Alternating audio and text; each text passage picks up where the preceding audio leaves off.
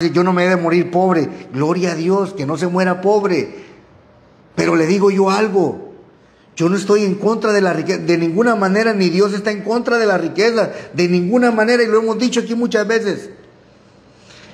Y le puse un ejemplo al hermano anoche para desviarme un poquito, para que veamos esto. La parábola, cuando habla de Lázaro y rico, no está hablando de las circunstancias del pobre y del rico solamente. ¿Sabe de qué realmente está hablando? De las acciones que ambos tuvieron. El rico, teniéndolo todo, no tuvo misericordia de Lázaro para compartirle algo. Y eso nos quiere dejar una enseñanza. Dios es el dueño del oro y de la plata. ¿Qué le preocupa a él? ¿Que usted sea millonario? El Señor no se va a hacer, no va a tener problemas porque usted sea millonario. Con lo que va a tener problema, que si la soberbia llega a usted y que por tener plata usted pueda sentirse superior a alguien o humillar o no tener misericordia, no tener compasión. Y es lo que Dios quiere. Le digo, si Dios le permite, hermano, ser millonario, le digo, a mí hasta me conviene. Pueda que yo de repente tenga una necesidad o me dé trabajo. ¿No cree usted? Gloria a Dios. Por eso la envidia y la armonía debe de existir. No debe de existir la envidia, y la armonía debe de siempre permanecer en el ambiente evangelio, en el evangelio. ¿Por qué razón? Porque nosotros debemos de ayudarnos unos con otros. Le contaba a mi hermano una vez que una vez me reprendieron, hermano. Me llamó la atención un hermano. ¿Sabe usted que el problema, hermano, cuando nosotros sentimos de que nos la sabemos todas, ¿sabe cuál es el problema? Que no aceptamos que nos digan nada porque creemos de que todas las sabemos. Y ese es el grave error, hermano, de que cuando muchas veces estudiamos demasiado y nos llegamos a sentir tan llenos de conocimiento que nos sentimos superiores a alguien. Y por algo tan sencillo me llamó la atención un hermano y me dolió, me ardió, le soy sincero. Como dicen por ahí, me hice loco cuando me lo dijo porque no me quedó de otra. Fíjese que, hermano, me quería platicar con usted en privado. No, hermano, yo no tengo nada que esconder, le digo, dele. Y le tocó, está bien, le tocó decírmelo delante de los demás, hermano. Yo me recuerdo todavía, ahora me da risa, hermano. Pero ¿sabe qué aprendí ahí? Tiene razón, debo de aprender a aceptar mis errores, hermano. Usted y yo somos seres humanos que los vamos a cometer. Si un día un hermano se nos acerca y le llama la atención por X o Y motivo, atiéndalo con humildad. No nos va a gustar, sí, porque quisiéramos a veces que no nos dijeran nada, pero el Señor nos llama a veces a recapacitar. Entonces, volviendo al tema de Pedro, ¿se recuerda usted que Pablo reprende a Pedro? No traje la cita hoy, pero Pablo viene y lo reprende a Pedro. Y Pedro acepta la reprensión. Ahora, hermanos, lo realmente importante aquí no es Pedro. Lo realmente importante aquí es Cristo. Y cuando Cristo se vuelve el centro de nuestra vida, el centro de nuestro vivir, nuestro modelo de vida, nuestro estilo de vida, entonces nuestra vida florece, fructifica y damos testimonio de aquel que nos llamó de las tinieblas a su luz admirable. Pedro era un hombre rústico, sin facilidad de palabras, pero le pregunta al Señor en Juan, ¿me amas? Más que a esto, apacienta mis ovejas, pastorea. Pero quiero llevarlo ahora al libro de Hechos, capítulo 2.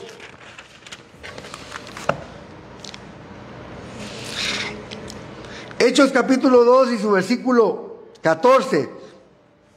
Y vamos a leer, a tener una lectura un poquito larga aquí, hermano, porque me impactó el primer discurso de Pedro. Después de que el Espíritu Santo descendiera en el aposento alto. Y aquí es donde quiero llegar. Fíjese todo el proceso que pasó Pedro. El Señor lo reprende, el Señor le enseña, el Señor esto, lo otro. Lo lleva al monte de la transfiguración.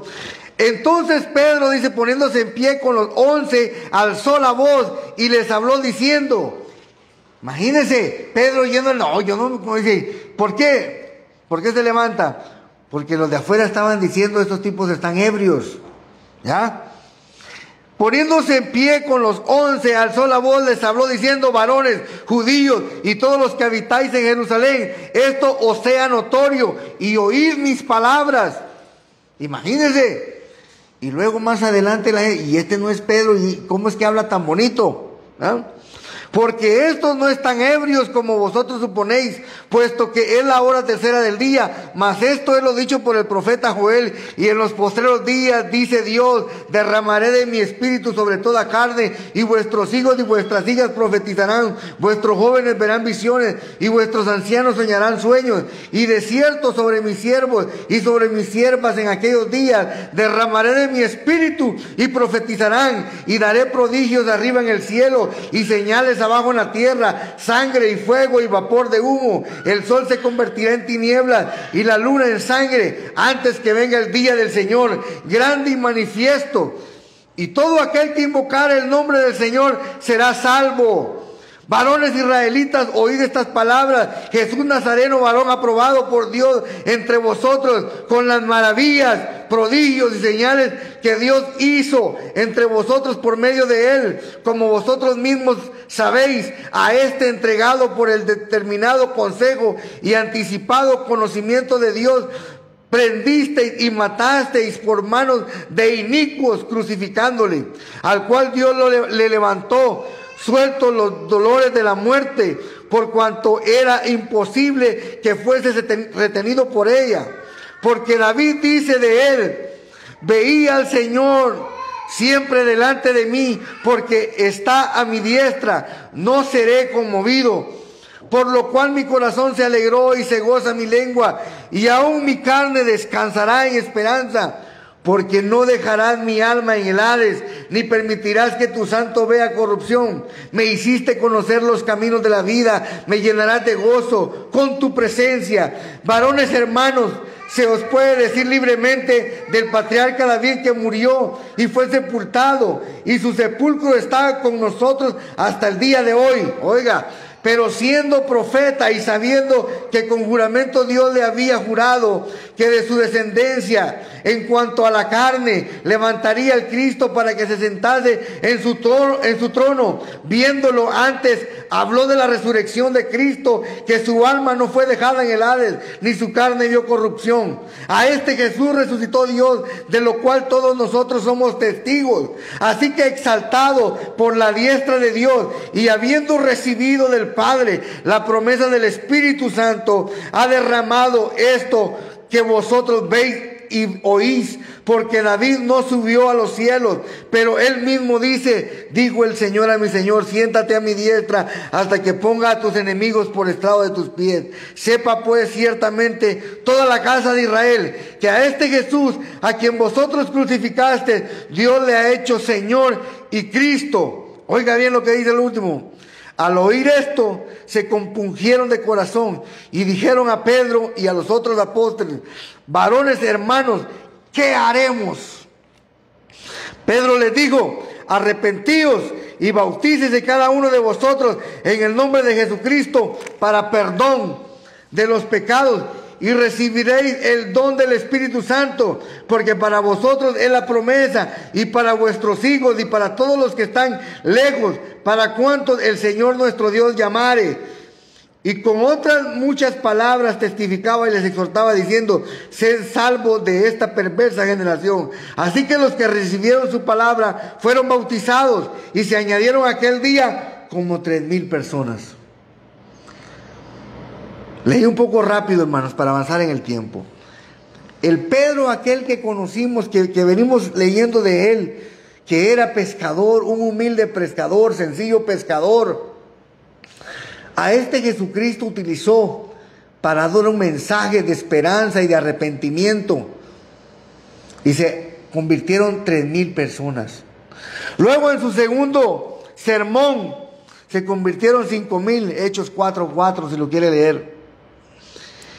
¿Qué le quiero decir con esto? Dios empieza a usar a Pedro Después de que lo preparó, pasó tribulaciones, reprensiones. Pero Dios lo empieza a usar. Lo preparó. Ahora bien, ¿qué es lo que quiero que veamos y hemos venido analizando? La vida de Pedro no era más que la vida de nosotros. La vida de Pedro costó la sangre del Cordero, lo que vale la suya y la mía. La diferencia de Pedro era judío. Y nosotros ahora somos, ¿qué? Coherederos juntamente con Cristo. Nosotros podemos tener dificultades, pero nuestras dificultades no nos definen. Nuestros problemas no nos definen. No importa cuántos problemas usted y yo podemos enfrentar en la vida, Cristo permanece para siempre. Usted y yo podemos pasar dificultades, pero Cristo sigue siendo el mismo. Usted y yo podemos vivir holgadamente, en abundancia, pero Cristo sigue siendo el mismo. El Señor nos dejó una enseñanza a través de la vida de Pedro, que si usted y yo nos dejamos moldear por el Señor. ¿Qué predicamos acá? Que el Espíritu Santo de Dios mora en nuestros corazones porque nos ha sellado para salvación eterna. ¿Es así o no? ¿Cree usted en eso, sí o no? ¿Cree usted y testifica que el Señor lo ha sellado a usted y a mí con el don del Espíritu Santo para salvación? Porque si es así, es el mismo Espíritu Santo que descendió en el aposento alto, y recibiréis poder cuando haya venido sobre vosotros el Espíritu de Dios. Y por eso es que nuestras vidas son transformadas a la luz de la palabra y a través del Espíritu Santo, hermanos. No vine a hablar y exaltar a Pedro.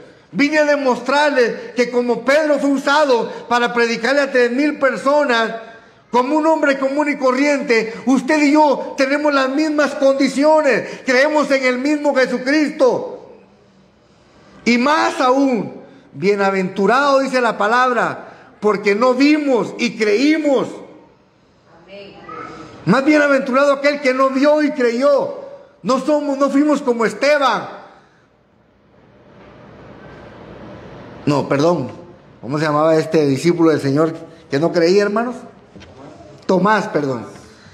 Me estaba confundiendo con la predicación de nuestro hermano León. Tomás, incrédulo. No, creímos a la palabra del Señor. Y hemos creído a esa promesa fielmente. Y el Espíritu Santo es quien da testimonio en nuestra vida. Entonces su vida y la mía tiene un propósito para el Señor. Me decía alguien, pero hermano Milton, usted predica, usted canta. Me decía, toca un instrumento. Y le dije, ¿y eso me hace más que usted? Hermanos, esto es lo único que hace, que me demanda aún más. Tener un privilegio extra nos demanda, porque aquel que mucho se le da, al que mucho se le confía, mucho se le es demandado. Un día vamos a entregar cuentas de qué predicamos, de qué hablamos, de qué hicimos con nuestros talentos. ¿Se recuerda de la parábola de los talentos? Que a uno le dio 5, 2 y 1. ¿Y qué pasó con el que hizo 1? Cuando usted y yo tenemos la habilidad puestas por el Espíritu Santo y nuestra vida fructifica, no solo en lo espiritual, hermanos, nuestra vida fructifica a nivel material.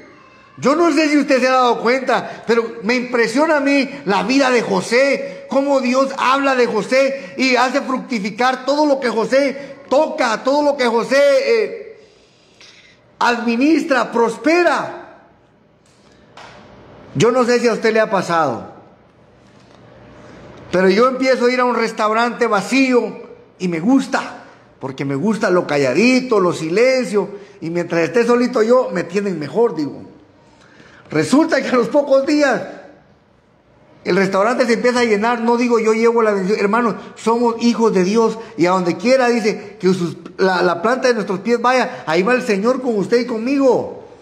Su negocio, ¿por qué no va a fructificar? ¿Por qué no va a prosperar? ¿Por qué no va a prosperar su trabajo? Si el Espíritu Santo que estaba con Pedro está con usted también y conmigo. Les comentaba el otro día, mis hermanos, de que venía de mala gana hacer la limpieza. De mala gana, hermanos. Está Dios de testigo que no miento. Le digo a mi esposa, me dan ganas hasta de regresarme, le digo. Al fin y al cabo ni se van a dar cuenta, dije yo más. Pero ¿sabe qué es lo que pasa? Dios se da cuenta. Y vine a hacerla. Y cuando llevaba la primera trapeada, hermano, ya iba por allá, dije, regresar. Una trapeada está bien, ya es suficiente. Digo. Pero fíjese que el Señor me habló. Allá atrás estaba yo cuando el Señor me remuerde la conciencia. ¿Será que es bueno hacer las cosas a medias para el Señor? ¿Y sabe qué hice? Me vine aquí adelante a pedirle perdón a Dios. Señor, perdóname, porque no debo de hacer las cosas para ti a medias. Y las hago, es mejor no hacerlas. Es mejor que hacerlas mal. Vine y le pedí perdón al Señor. Mi esposa estaba allá en los baños. Fíjate, le digo que el Señor me arreprendió. Ahí me sentí así tan mal y me sentí. Mire, hermanos, volví a dar la otra pasada. En el nombre de... Mire, contentísimo me fui a la casa. Hasta el semblante te cambió, me dice mi esposa. Pero es lo que el Señor hace. Nos reprende. Y debemos de aceptar las correcciones del Señor. Porque yo no soy perfecto, hermano.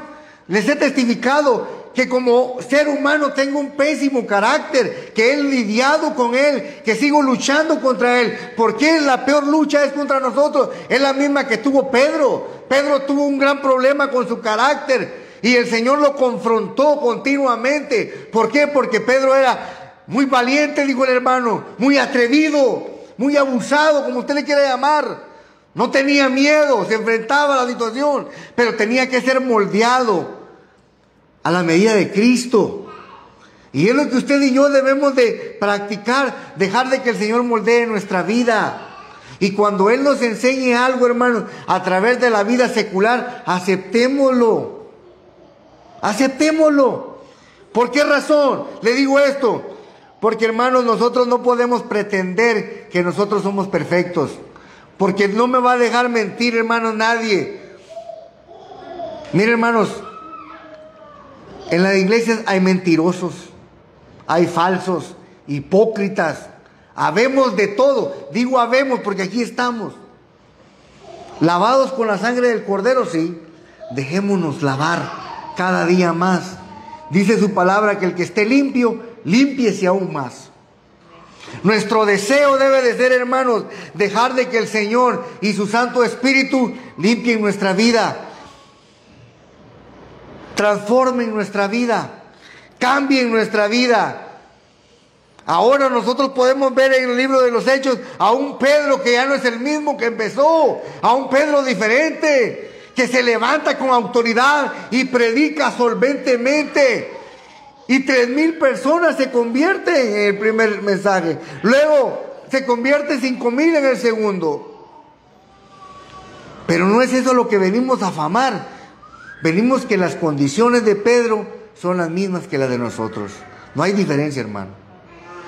La única diferencia es de que nosotros decidimos si queremos poner nuestra vida a disposición del Señor.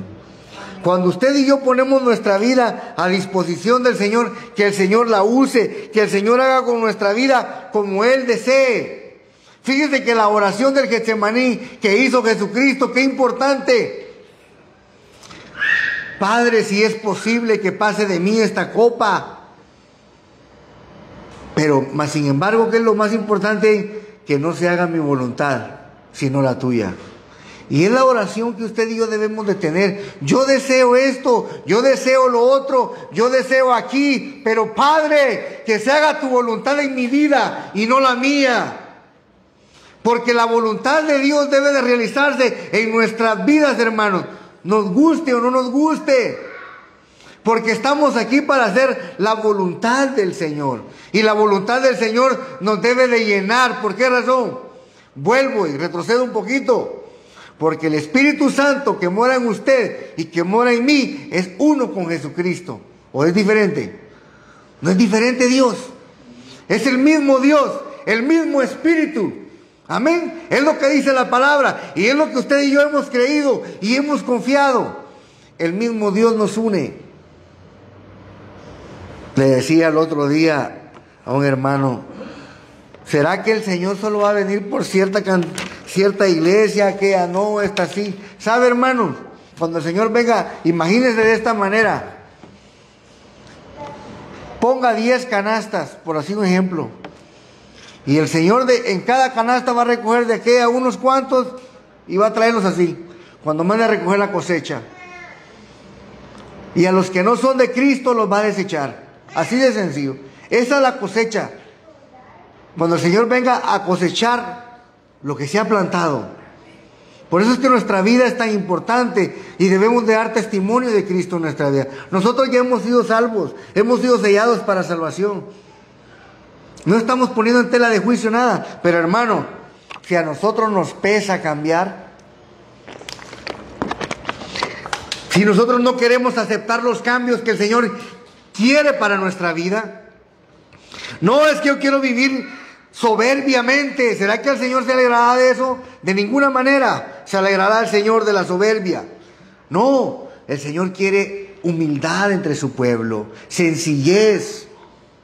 Y fíjense, no está hablando de situaciones económicas, está hablando algo interno. Nuestra vida interna es la más importante. Miren, hermanos, en aquel día, nosotros dice que debemos de hacer tesoros, ¿en dónde? En el cielo. Porque para allá vamos. Amén.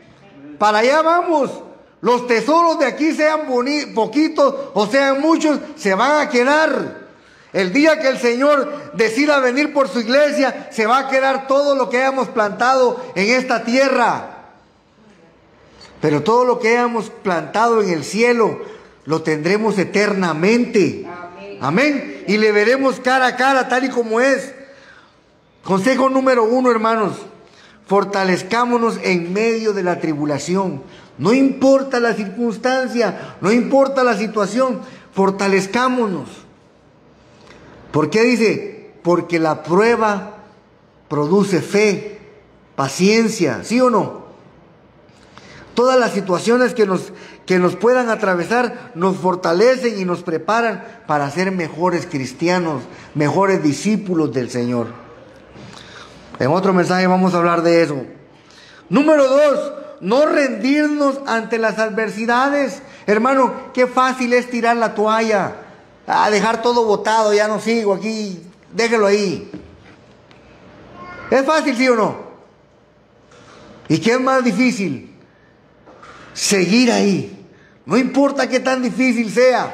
Le decía a alguien ayer, es que allá me gusta porque allá está un pastor así, aquí está otro pastor allá y que no sé qué.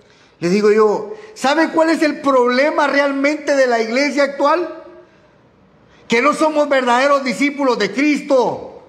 Queremos ser discípulos de un pastor, de un líder religioso. Ese es el verdadero problema. Y lamentablemente mucho líder religioso, mucho pastor se presta para ello.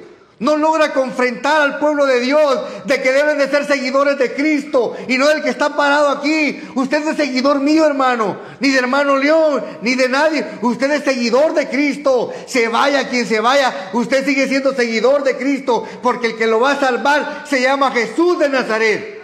Nadie más. Nadie más. No se llama Milton Ibarra, el que murió por usted en la cruz. Y le digo yo, ¿Cristo tiene la culpa de que usted no le atienda? ¿De que usted no le busque? Y no estoy diciendo esto, hermano, porque quiero que la gente venga aquí y se llene. Hermano, yo creo fielmente que Dios puede salvarle y librarle siempre y cuando usted le busque con integridad donde quiera que usted se encuentre. Si sus medios no le permiten de acercarse a una casa de oración, no hay problema. ¿Por qué dice la Biblia? Porque nuestro cuerpo es ¿qué? Templo y morada del Espíritu Santo. Así de sencillo. Entonces la hermana se me quedó ayer sorprendida. Disculpe, hermana, no la quiero ofender, le digo. No es mi intención. Lo que le quiero decir y la quiero motivar, no importa si se queda en su casa, pero sírvale a Dios. Sírvale a Dios, porque le servimos a Dios en el teléfono. Yo puedo ir al baño en el teléfono y ver lo que yo quiera en mi teléfono. Pero ¿quién me está viendo? ¿A quién le tengo que rendir cuenta? A Jesucristo. Si yo hago mal uso de mi teléfono, Él lo sabe. Si yo hago buen uso de mi teléfono, Él lo sabe. Yo no necesito venir a confesarme con nadie directamente aquí, ni usted. Porque el que lo va a salvar es a quien le va a entregar cuentas a usted y yo el día de mañana. Y eso no se predica en las iglesias. Mucho cristiano ha dejado de congregarse o sigue emocionalmente congregándose por religiosidad, por rutina, por lo que queramos entender, hermano.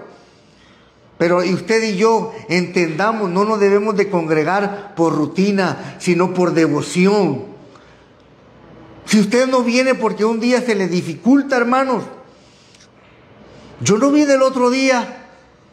Y dije, Señor, perdóname, me siento cansado, agotado.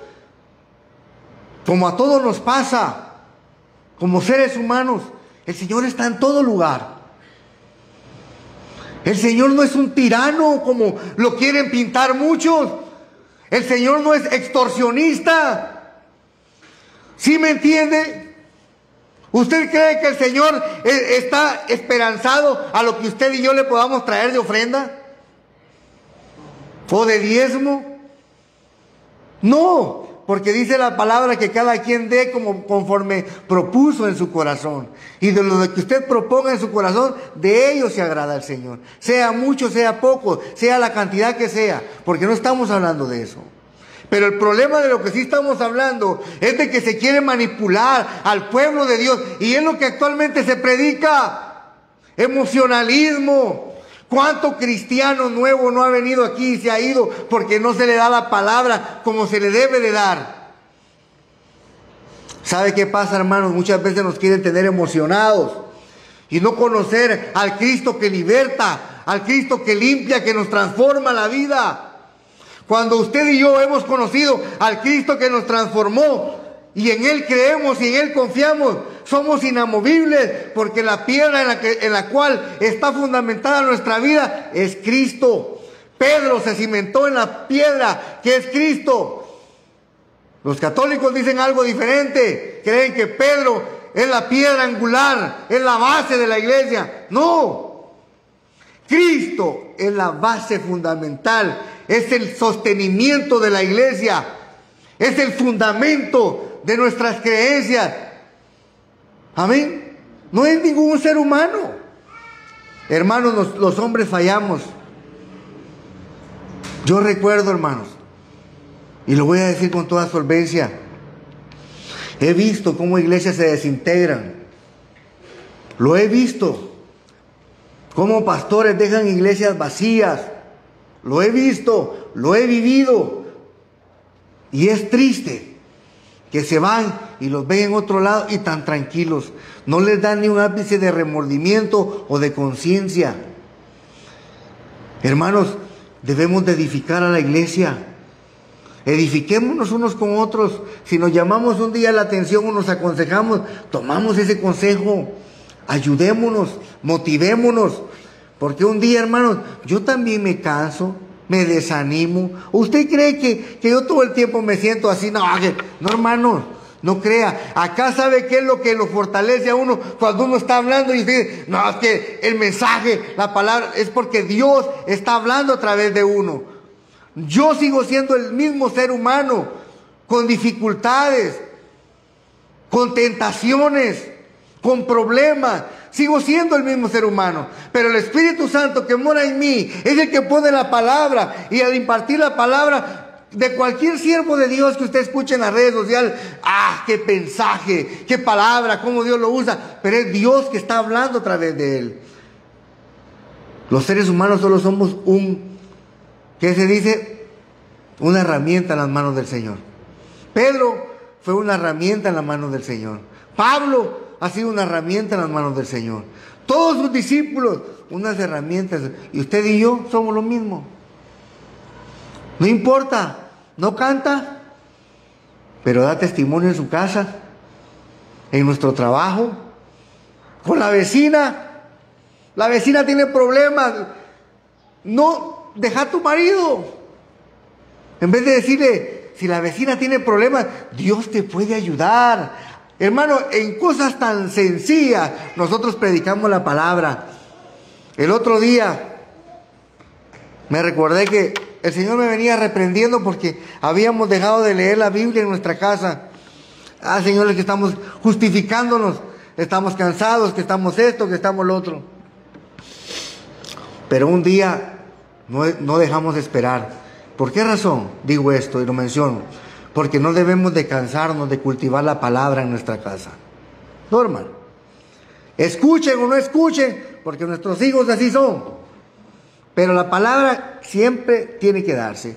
Porque la palabra, hermano, es una espada de dos filos. Pareciera que no hace daño. Pareciera que no hace daño. Pero dice que penetra. Y un día, hermano, Dios sabe cuándo la va a usar. Dios sabe cuándo la va a usar. Yo no sé si a usted le ha pasado, pero hay momentos en la vida que uno se confronta en algo y la palabra que está en uno, hermano, le mete, le remuerde el corazón. Siente usted que lo está atravesando el Señor. Y así es la palabra. Nos edifica, nos transforma. Por eso es necesario e importante que nosotros prediquemos en nuestra casa y les enseñemos a nuestros hijos. Nuestro hermano, que sus hijos están chiquititos, va, qué bonito. Pero también debemos de cultivarla. Tarde o temprano van a entender y empezar a comprender y enseñarles a leer la palabra. Nuestro hermano León compartía de que conocieron a un israelita, a un judío, que se sabía los salmos de memoria. Hermanos, yo lo admiro realmente, hermano. A mí, le soy sincero, me cuesta. Yo leo la palabra, pero memorizar me cuesta bastante. Mire, hasta la cita que escribí la confundí, no sé ni cómo, no sé si estaba medio dormido o qué. La confundí, ya no la pude compartir. Yo admiro, hermanos, y los felicito, pero no nos hace menos que nadie. Pero leamos la palabra siempre, edifiquémonos con la palabra, atesorémosla. No la menospreciemos, a lo contrario, es la única que nos va a fortalecer en los momentos difíciles de nuestra vida. Y cuando usted ha alcanzado el éxito, es la única que lo va a sostener cuando esté arriba. Cuando nuestro hermano sea un gran empresario y tenga 200 personas a su cargo, ¿qué lo va a sostener en la cumbre? ¿El dinero? ¿Los millones? No. ¿Qué lo va a sostener en la cumbre? Cristo. Cristo. Porque si la soberbia lo atrae y lo gobierna, ¿qué va a pasar? Lo destruye. Y si estamos abajo, ¿quién nos va a sostener? Sigue siendo Cristo. Nada cambia. Nuestra vida espiritual no es la misma como la llevamos afuera. Nuestra vida espiritual, esté arriba, esté abajo, esté en las circunstancias que esté, como Pedro, Cristo siempre debe ser el centro de nuestra vida. No importa lo demás. Cristo debe de ser el centro. Hoy no tenemos para comer. No se preocupe. Cristo sigue siendo el centro de su vida. Me recuerdo, ya para terminar, hermano, no me quiero alargar tanto, porque se me vino ahorita. Jesucristo estaba predicando y enseñándole a la gente durante 3 días. Y dice que unos empezaron a desmayar. ¿Se recuerda de esa historia? Y le pregunta a su discípulo, ¿cuántos denarios nos alcanzarán para darle de comer a esta gente? Señor, empecémonos a despedir, dijeron otros papas, que se vayan, que coman en otro lado. No, démosle de comer nosotros. Los tenía 3 días en ayuno que no comían. Lo que le quiero contar no es el milagro que Cristo hizo. Lo que le quiero contar, que si usted y yo en un momento aguantamos hambre, es hora de ayunar. ¿No le parece? Si lo miramos de ese punto de vista, hoy me toca ayuno, diga usted. No hay ni para la maruchan, hermano. Toca ayuno, gloria al Señor por ello. 2, 3 días que le toque, hermano. ¿Acaso el Señor no se va a edificar en su vida? Y lo mismo pasó. Intencional o no intencionalmente, pero si empezamos a ver la vida espiritual de esa manera, nuestra vida se edifica más. Porque ¿qué pasa si empezamos a reclamar y a renegar? Podremos hacerlo. Y eso no nos va a quitar que no somos hijos de Dios. Lo que va a pasar es de que en un momento el Señor nos va a tener que enseñar una lección para que entendamos que las cosas son a la manera de Él, no a la manera de nosotros. ¿Ah? Esa es la diferencia. Lo podemos aprender rápido o despacio. Dice un dicho por ahí que la lección que no se aprende, se repite. El grado que se pierde en la escuela, hermano, en nuestros países, pierde usted el grado. ¿Y qué pasa? No lo pasan a otros, lo repite, hermano, lo repite. para que vaya aprendiendo, hasta que usted gane ese grado puede pasar al otro. Es lo mismo en el Señor. A veces nosotros seguimos tropezando en lo mismo, golpeando lo mismo, golpeando, y el Señor reprende en un momento a sus discípulos y le dice, ¿también vosotros no habéis aprendido? Entonces necesitamos aprender y dejar que el Señor, a través de su Santo Espíritu, nos transforme, nos cambie, nos ayude, nos fortalezca. Está triste, alabe al Señor, busque al Señor. Está contento, cante alabanzas.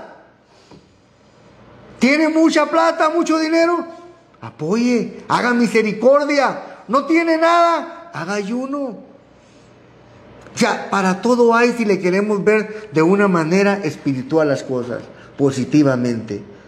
Amén. Seamos discípulos del Señor y vamos a empezar una serie, hermanos, más adelantito, sobre cómo ser un soldado, un discípulo y un siervo. Y es lo que quería compartir ahora. Empezar con Pedro, porque la vida de Pedro se asemeja mucho a la de nosotros. Un ser humano común y corriente.